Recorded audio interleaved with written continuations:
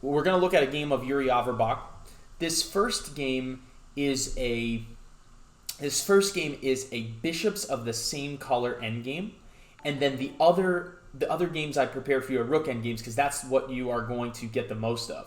But I think bishops of the same color endgame has a very important philosophy, which is bullying the opponent's pieces off of squares. You're able to do that when you have bishops of the same color, whereas bishops of the opposite color in the endgame do tend to be a little more drawish because you can't contest the bishops. If it's a middle game, the bishops of opposite color can actually lead to good attacking play because of the same reason. The bishops can't defend one, they can't challenge, therefore can't defend one another. So we're gonna start pretty deep into the game here. So just take a moment to survey. Just take a moment to survey the position before we get started, because I don't think this is already move 44, so I don't really think it makes sense to go through all of those moves if the objective is to see the end game phase.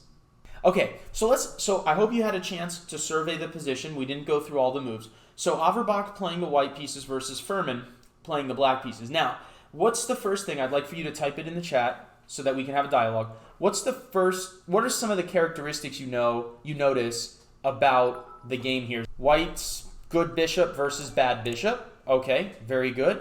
So I see that some people are noting the open file control here. Some people noted the good bishop versus bad bishop, right?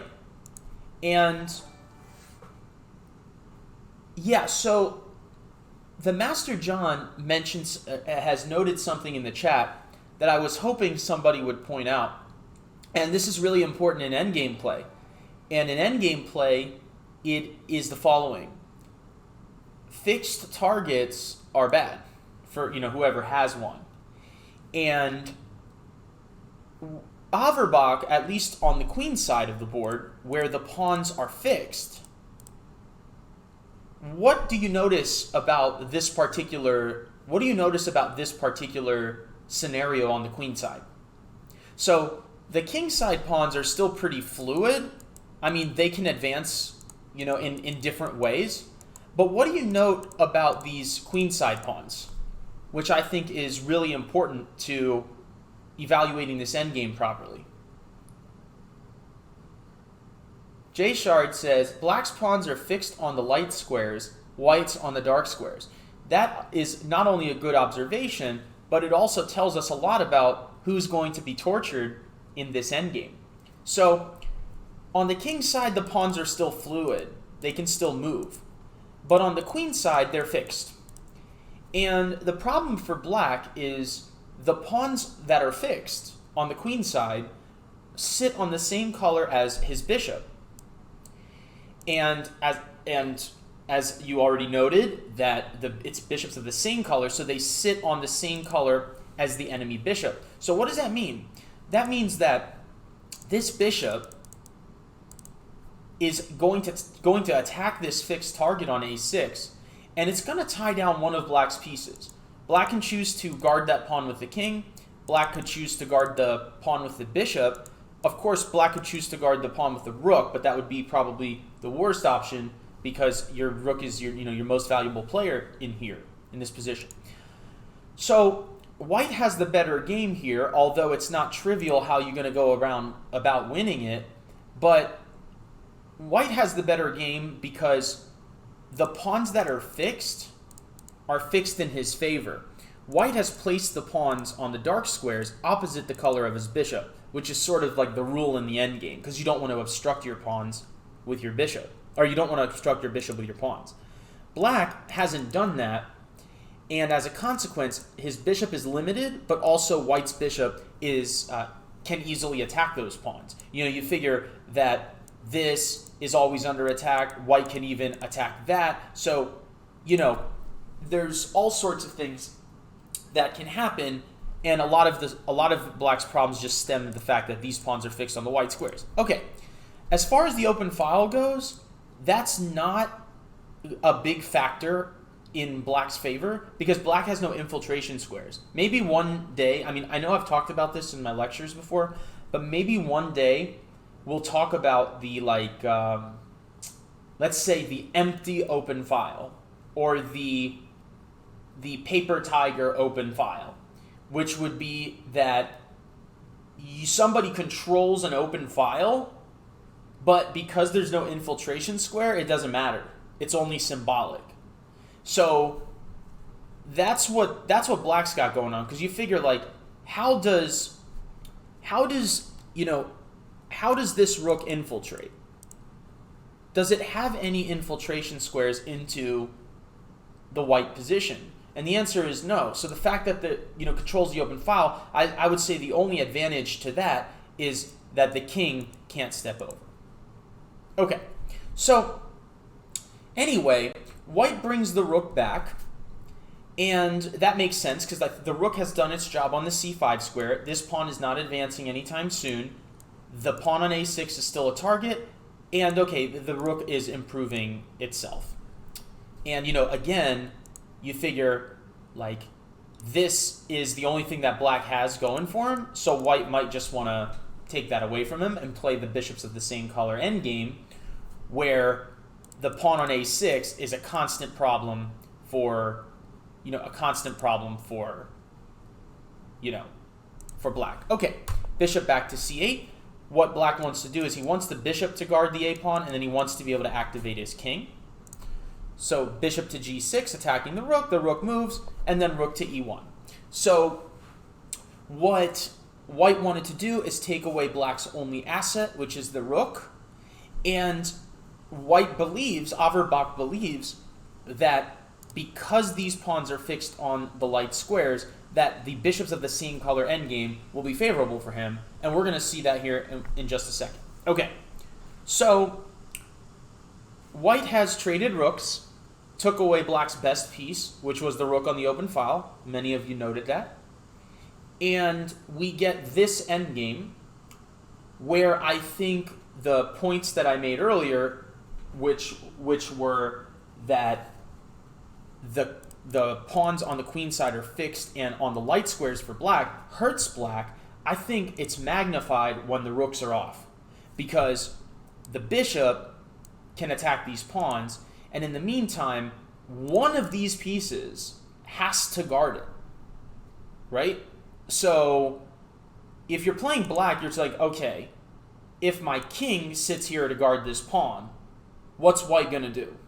Well, white's going to bring the king up and eventually, challenge the bishop and then get the king in and win on the king side. Black doesn't have any counterplay because the king can't get into the queen side.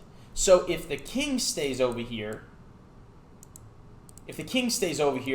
white, who has the mobile king, will just bring the king to the king side and then win over on the king side.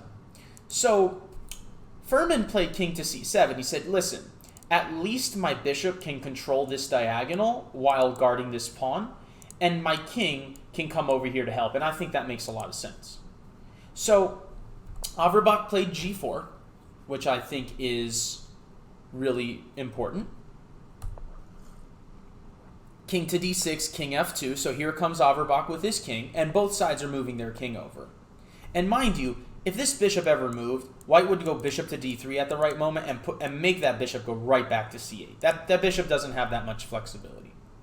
So, yeah, and as Eddie says, the bishop on g6 is important because it stops g5, which, of course, would stop the king from coming in. So that's all important. So the king comes in, and black can't really do much but move back and forth. Again, this bishop doesn't have that much flexibility because it has to guard this fixed weakness. White can always come here and attack that fixed weakness. So black is playing the waiting game just because that's sort of what black has to do. Black doesn't really have another option. Bishop comes back to d3, king to f7, pawn to h3, and again, Averbach still doesn't know what he wants to do. I can tell you that he'd love to bring his king into here. And if you note, like, take a look at this position. Right? He just played bishop to d3, tying down the bishop to the protection of the pawn on a6.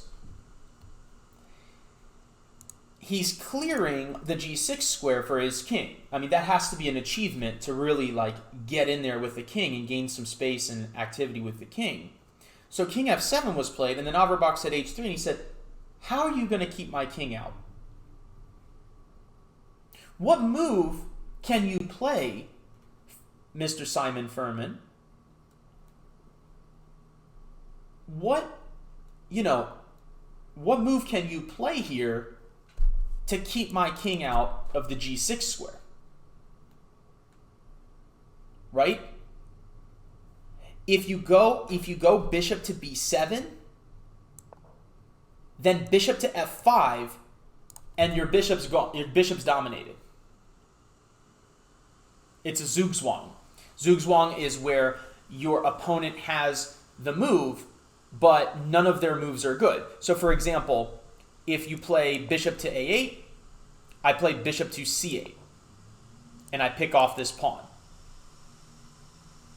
And if you move your king, I bring my king in. If you go here, and eventually we will break through on the king side, similar to the game. So I don't want to spoil it for you. We'll break through on. You'll figure it out. Okay, so king f7, h3, and Averbach's just saying, hey, listen, I want my king to come into g6. What move do you have here? If you play your bishop to b7, you give me this diagonal. If you move the bishop this way, you give me that pawn. That can't be good. So you have to move your king. And so that's what Furman did. So Averbach played king into g6, so he got what he wanted. It doesn't win the game immediately, but he got what he wanted, right? So white can win based on the fact that black is stuck now to basically having to move the king back and forth. Because you can't give away this pawn. So black is stuck to playing king to g8, king to f8. So black is almost dead, but he's still kicking. We know that bishop to b7 loses control of this diagonal. So again, this would be a complete disaster for black, who, would end up losing the a pawn anyway. So king to g8, and now something very cool happens. So Averbach plays bishop to f1, and he's waiting. So king f8, bishop to e2, king g8, bishop to d3, king f8, and he's trying to figure it out, and eventually he says, okay, here's what I'm going to do. I'm going to play king into h7. So the last few moves were like a little bit of a repetition. White can burn as many moves as he'd like, just don't repeat the position too many times. And now king f7 is forced, bishop to g6, king to f8, and king h8. Okay, so this is very interesting moment, because now instead of the king having the only moves, the bishop has the only moves. But we know that the bishop has to stay on this diagonal, because if the bishop goes to this diagonal, we know that this is trouble. Okay, the idea here is that if the king comes up to f7, we come in, king goes back, we go here. It's similar to what would have happened before, and we force the bishop to the b7 square, which is really not a good thing. Okay, so, well, Furman realized that. He played bishop to d7. He's like, I'm not going to give you this diagonal that makes your life too easy. Finally, Averbach said, okay, I've promoted my king. I have gotten as much out of my piece play as possible. It's time to play with the pawns. So he starts with f4. This was inevitable, that you would have to move your kingside pawns in some fashion to break it up. Bishop to c8. And this next move is absolutely incredible. And it just shows that imagination in chess is so important because, I doubt Averbach had seen this in another game before, so at some point he came up with it. And I think the way he came up with it was as follows. He knew his opponent could barely move. So, he's like, okay, well, here's what I'm going to do. I'm going to keep advancing my pawns, and I'm going to prepare for, I'm going to prepare my pawns for promotion, even though these are stopping me. Okay, so bishop to d7, black can only wait within the position. And it looks like he's locking his own king in here, right? It looks like he's locking his own king. Bishop to h5. I love this move. It pushes the bishop back to c8. And very good. I see some of you in the chat had noticed it. Bishop to e8 was his idea. A beautiful move. But he wanted these pawns completely blocking this bishop and fixing these kingside pawns. So bishop to e8 is such a brilliant move by Averbach that he set this up. So the idea, of course, is, okay, first of all, we're attacking these pawns, but if the king takes, then we round up these pawns, and then, we play on this side. The funny thing about this position for black is the 3 pawns on the queen side can't really move, so even though black is about to be up a bishop, it can't really be used because there's no targets for it. That's the Achilles heel of the bishop, which is that, it's stuck to its color, right? It's mobile, it's good, but the Achilles heel is that it's stuck to only 32 squares of the chessboard. So bishop to e8, a brilliant move which puts black in a position where he has to take this because black is attacking the pawn on c6. Thank you, Gorderly, for 6 months. Greatly appreciate you. So if the bishop goes here, we already know this story. We've known this story for quite some time. If we bully the bishop off of this diagonal, it's over. It's over. So Furman took the bishop. He's like, okay. Bishop to e8 was a great move to break through. It's a decoy against the pawns on g7. So king takes e8, king takes g7, and you can see how useless this bishop is. If black has to sacrifice the bishop for the pawn, then the king and pawn endgame is winning because white has the active king. So h5 was played. Again, I don't really know what to suggest. If king to e7, then, well, I think we could probably take here. But I think the best move would actually be h4. And the reason why I think h4 is the best move is because you want to get these pawns mobilized. So for example, bishop to d7, we can actually break through like this, which I think is very nice. Because actually, this is actually quite beautiful. I think if you take this pawn, then king f7 might actually draw the game. Because suddenly the king is assisting, and this pawn actually does help. And anytime white goes g5, the bishop can capture the pawn on f5. So I think the way to do this is to go h4, and if black waits, to go g5. And the idea is actually to try to push this pawn. For example, if pawn takes f6 wins because the pawn promotes. And if bishop takes pawn on f5, that still wins. If black trades first, same thing,